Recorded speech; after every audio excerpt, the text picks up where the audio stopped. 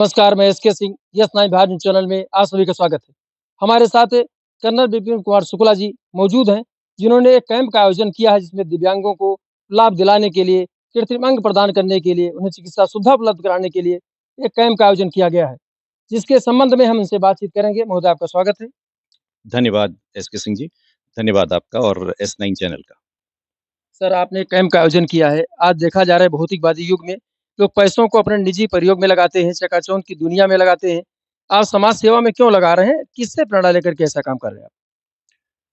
इसको आप हमारे परिवार का संस्कार ही मान सकते हैं। मेरे पिताजी श्री कर्नल श्रीनिवास शुक्ला जी, जिन्होंने तकरीबन 36 वर्ष तक भारतीय सेना में कार्यरत रहे, उसके बाद रिटायरमेंट के बाद यहीं अपने मातृभूमि में आके बस गए। यहाँ भी उन्होंने तकरीबन 32 सालों तक समाज सेवा में कार्यरत रहे हैं। उन्होंने अपने अंतिम वर्षों में सैनिक परमार चिकित्सालय का निर्माण किया था। ये चिकित्सालय है? जी हाँ, यही चीज़ जहाँ हम खड़े हैं, ये चिकित्सालय का निर्माण किया था और इसके पीछे उनकी एक सोच थी कि हमारे गाँव का कोई भी आदमी दवाई के कारण असुविधा ना हो उसको। उसको दवाई घर पे ही मिल जाए, नज़दीक मिल जाए। यहाँ पे काफ़ी लोगों को देखा गया है कि पीएचसी तक जाने तक की उनकी सुविधा नहीं है, सीएचसी तक जाने की उनकी सुविधा नहीं है। उनके दिमाग में ये था कि गाँव के जितने लोग हैं और इसीलिए उन्होंने हमारे यहाँ का वाक्य भी रखा हुआ है, जो हमारा मॉरल वाक्य है, वो है सर्वे सन्तु सुखिनः, सब जगह सुख हो। इस मंशा को रखते हुए, इस चीज़ को सोचते हुए उन्होंने इस चीज़ का निर्माण किया सैनिक परमार चिकित्सालय का और यहाँ पे हफ्ते में 1 दिन गरीबों को निःशुल्क डॉक्टरी परामर्श और उनको निःशुल्क दवाइयाँ वितरण किया जाता है, सिर्फ़ हफ्ते में 1 दिन, वो है संडे के दिन। क्योंकि संडे के दिन जो हमारे यहाँ लोग आते हैं, वो लोग वॉलंटियर कार्यकर्ता हैं। चलते भी रहेंगे। जी, हम वो देखें कि कहाँ आपकी जो ये है हमारी छोटी-सी संस्था जिसके अंदर ये एक छोटा-सा रूम बनाया गया है, जिसके अंदर डॉक्टर साहब को बैठाते हैं और इसी के बगल में ये एक छोटा-सा जो इस जगह पे जब हम आए, ये था 2021 में हम इस जगह पे आए। पिताजी ने इस संस्था को शुरू किया था 2020 में सितंबर के महीने में। उस समय ये संस्था हमारी चलती थी गाँव के अंदर, हमारे पैतृक गाँव के अंदर, एक छोटे से कमरे के अंदर अपने घर के अंदर। क्योंकि मरीजों की तादाद थोड़ी बढ़ती रही और लोगों को जो गाँव वाले थे उनको थोड़ी ये सुविधा लगी तो उन्होंने ये चीज़ 2 रूम सेट क्लिनिक अपने खुद के ज़मीन पे खेत में बना के तैयार किया। जैसे हमारे बगल में जो डॉक्टर साहब खड़े हैं, यही आपका जो चला रहे हैं जी क्लिनिक? हाँ, फिलहाल 1.5-2 साल से ये हैं हमारे साथ, जो कि हमारे यहाँ पे मरीजों को देखते हैं और काफ़ी अच्छा रिस्पॉन्स है मरीजों के बीच में। लोग इनसे खुश हैं, इनकी दवाइयों से खुश हैं और उनका इलाज अच्छा हो रहा है। इनको पेमेंट स्वयं आप देते हैं या? जी हाँ, इस संस्था में जो भी पैसा लगा है, एक-एक पाई हमारे घर से ही लगा है। अब आप जानना चाहेंगे कैसे लगा, इतना पैसा कैसे लगाया गया? मेरे पिताजी जब वो रिटायर हुए, उन्होंने जो भी पैसा उनको मिला, हमारे माताजी के देहांत के बाद जो भी उनके फिक्स्ड डिपॉज़िट थे, एसबीआई थे, म्यूचुअल फंड वगैरह था, हमसे जैसे घर में परामर्श होता है, हमारे साथ भी उन्होंने परामर्श किया कि बच्चे लोगों मेरा एक छोटा भाई भी है, अनिल शुक्ला, वो क्या करते हैं? वो इस संस्था के कोषाध्यक्ष हैं और वो फिलहाल बैंगलोर में कार्यरत हैं। श्नाइडर फैक्ट्री एक है, जर्मन फैक्ट्री, उसके अंदर डायरेक्टर की पोस्ट पे हैं। वो भी किसी वजह कल नहीं आ पाए, उन्होंने चेयरमैन आप हैं? चेयरमैन मैं हूँ और वो कोषाध्यक्ष हैं हमारे। तो पिताजी ने जब परामर्श किया तो उन्होंने हम सबसे पूछा कि क्या सच करना चाहिए, क्या करना चाहिए? मतलब वो जनरली हमारी मंशा जान रहे थे। तो हमने उन लोगों को कहा कि आप जो चाहे करना करिए। आप थल सेना में कर्नल हैं? जी, वो भी कर्नल थे थल सेना में? जी हाँ, मेरे पिताजी भी कर्नल थे और मैं वर्तमान में कार्यरत हूँ, कर्नल की रैंक पे, फिलहाल दिल्ली में पोस्टेड हूँ। ये अपनी छुट्टी में आकर के छुट्टी लेकर फ़ौज से थोड़ा बहुत समाज कार्य में जुड़ा रहता हूँ। अगर आप मुझसे पूछते हैं कि आज क्या इसका कारण है, इससे सबसे बड़ा ड्राइविंग फ़ोर्स जो मेरे लिए है, वो मेरे पिताजी का विज़न। उन्होंने एक विज़न लेकर के इसको खड़ा किया था। अब विज़न तो ऐसी चीज़ होती है जो कि हो सकता है किसी के पूरे जीवन काल में ना पूरा हो। उसके बाद आता है हमारा मिशन कि उसको पूरा करने के लिए हम कैसे आगे चलें और उसको पूरा करने के लिए हमारा आता है टास्क। ये छोटी-छोटी उपलब्धियाँ कैसे लेते रहें ताकि मिशन पूरा हो और मिशन पूरा हो तो विज़न पूरा हो।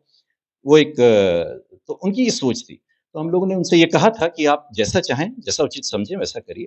तो उन्होंने फिर सोचा कि क्या करें? तो उनके दिमाग में ये आया कि हम अपने गाँव वालों के लिए फ्री डॉक्टरी उपचार करते हैं। उनके दिमाग में तो ये था कि थोड़ा इसको और बड़ा किया जाए, पर दुर्भाग्यवश नेचर ने उन्हें हमसे छीन लिया कोविड के दौरान। भले ही ना हो, लेकिन विचार उनके प्रासंगिक हैं हम लोगों के बीच। जी हाँ, फिलहाल चल रहा है और आप लोगों के और लोगों के आशीर्वाद से ये काम अच्छा चल रहा है।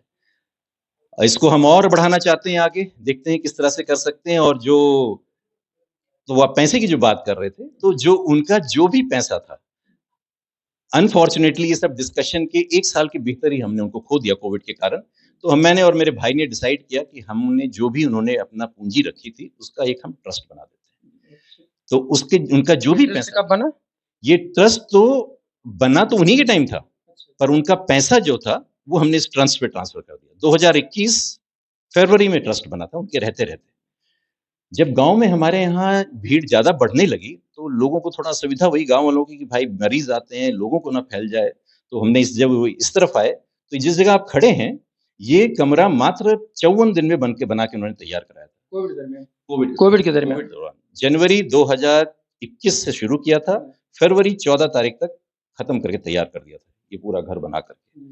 और मार्च 16 तारीख को इसका अनावरण हुआ था, उद्घाटन किया गया था। तो यही उनको कोविड भी हो गया? इसी दौरान जब ये संस्था चलती रही, इसी दौरान उनको कोविड भी पकड़ लिया। और उस समय आप जानते हैं कोविड की बहुत ज़्यादा प्रकोप था। 2021 अप्रैल-मई का समय था और मई में 31 मई, पहली जून को हमने उनको आर्मी हॉस्पिटल लखनऊ में खो दिया। उसके बाद से इस संस्था को मैं और मेरे भाई ने कि ये संकल्प लिया कि जो चीज़ उन्होंने शुरू किया इस तरह से नहीं होनी चाहिए, तो सपनों को हम पूरा करेंगे। सपनों को हम पूरा करेंगे। जी हाँ, ये हम सोच के चल रहे हैं। कल आपने जो कैंप आपने लगाया है दिव्यांगों को सुविधा देने के लिए, कल कितने रजिस्ट्रेशन हुए और क्या-क्या आप दे रहे हैं उनको? कल जो हमने कैंप लगाया था, ये भी एक विचार उन्हीं का था, जिसको बातें करते थे तो सब चीज़ें दिमाग में आती हैं, क्या-क्या चाहते थे वो। और हमारे यहाँ जब ये विचार हमारे ज़हन में आया कि पूरा करना है, तो तकरीबन 6 महीने पहले की बात है। तो फिर आज करीबन 6 महीने से हम इसके बारे में तैयारी कर रहे हैं, योजना बना रहे हैं कि कैसे करना चाहिए। कल हमारे दिव्यांग कैंप के अंदर आस-पास से ही नहीं, बल्कि तकरीबन 100 किलोमीटर दूर से भी, करनालगंज इलाकों से भी लोग आए थे और टोटल 258 लोग यहाँ आए थे, विकलांग लोग, जिनका हमने अपने कॉपी में पंजीकरण किया है, उनका रजिस्ट्रेशन किया है। और इस कैंप को चलाने के लिए मैं इस वक्त पंडित दीनदयाल उपाध्याय राष्ट्रीय विकलांग जन संस्था है, उसका भी शुक्रिया अदा करूँगा कि उन्होंने हमारे अनुग्रह को माना और यहाँ पे आए। और उनके 3 प्रत्याशी यहाँ पे आए थे, जिन्होंने इस कैंप चलाने में हमारी मदद की। उन्होंने सब चीज़ों का डाटा लिया, लोगों का, जितने लोग बाहर से आए थे, सबका पंजीकरण किया गया। उनमें से कई लोग थे जिसको हम कुछ डॉक्यूमेंट्स की वजह से हमें उन्हें लौटाना पड़ा, पर उनके डॉक्यूमेंट्स आ जाएँगे तो उनका भी पंजीकरण कर लिया जाएगा। कृत्रिम अंग भी देंगे आप, ट्राईसाइकिल देंगे? इसके दौरान, इस कैंप के दौरान जो रजिस्ट्रेशन किया गया है, वो इसीलिए जानने के लिए कि किस विकलांग को, किस दिव्यांगजन को, हमारे भाई-बहन को किस चीज़ की आवश्यकता है। वरना हम पहले से ला सकते थे, पर अब कितना लाएँ, ये नहीं अनुमान था। तो जब यहाँ आए, तो इसमें हम जो देने जा रहे हैं, वो है 80% से ज़्यादा जो विकलांग हैं, चलने में असमर्थ हैं, उनको एक बैटरी संचालित साइकिल दी जाएगी। जो उससे कम है, उनको हाथ से चलाने वाली साइकिल दी जाएगी। और जो अपने भाई-बहन जो ये हैं, जिनको कहते हैं दृष्टिहीन हैं और बच्चे हैं, अगर वो पढ़ रहे हैं और बच्चे हैं और 100% ब्लाइंड हैं, तो उनको एक स्मार्टफ़ोन और एक स्मार्ट स्टिक दिया जाएगा। स्मार्ट स्टिक वो होती है जिसको अगर मतलब कोई अवरोध आ जाए सामने, तो पहले बजना शुरू हो जाती है, नहीं तो लोग अमूमन टक्कर खा के तब जानते थे क्या है। तो ये चीज़ उनको दी जाएगी। जो पोलियो से ग्रसित हैं, उनको स्टील का जो पैर होता है, कैलिपर, वो दिया जाएगा।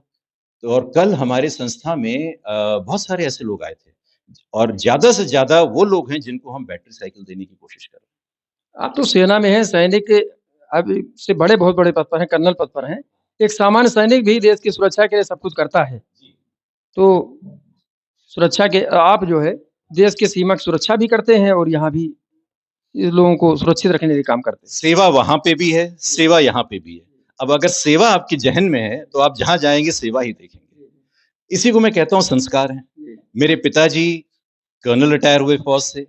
पिताजी के पिताजी नायक हरिनारायण शुक्ल, जो कि जी हाँ, यहाँ बाहर सैनिक स्तंभ भी बना है हमारा, ये भी पिताजी ने बनवाया था। तो इसके अंदर जितने भी हमारे जवार के फौजी हुए हैं, सबका नाम है। तो उनको कभी-कभी हम बुलाते भी हैं कि यहाँ पे आकर के अपना नाम देखिए, और सैनिक स्तंभ के ऊपर फूल माला का अर्पण भी करते हैं। तो ये स्तंभ बनाने के पीछे भी यही रीज़न था कि जितने लोग हमारे यहाँ पे एकत्रित हों, सैनिक हैं, और अपनी जो सभ्यता है, अपनी हिस्ट्री जानना बहुत ज़रूरी है, बहुत ज़रूरी है। वो जब आजकल धीरे-धीरे विलुप्त होती जा रही है, और सेना में रहते हुए भी हमने पता नहीं कितने अवसर आए हैं, मैं आपको गिन के नहीं बता सकता हूँ, जब हमने ये समाज कल्याण का काम किया है। एक छोटा एग्ज़ाम्पल, जैसे कि जब बाढ़ आती है, तो भी सेना को बुलाया जाता है, वहाँ पे भी हम यही काम करते हैं। कोई नेचुरल आपदा आती है, वहाँ पे भी तो भी सेना जाती है। तो भी सेना जाती है। अर्थक्वेक आता है, कुछ भी आए, कहीं एक्सीडेंट हो जाता है, कुछ होता है, तो मतलब जाता ही है। समस्या बड़ी से बड़ी हो तो सेना जाती है। ज़्यादा से बड़ी समस्या हो तो सेना याद की जाती है। तो जी। इसी चीज़ को मद्देनज़र रखते हुए, और क्योंकि अब ये भी कह लीजिए ये सरस आता है हमें, तो इसलिए हम इसको कर लेते हैं। जिस तरह से आप चले हैं, निश्चित रूप से मुझे लगता है कि मिशन कामयाब होगा। हम अकेले ही चले हैं, कारवां बनता गया, आप कामयाब ज़रूर होंगे।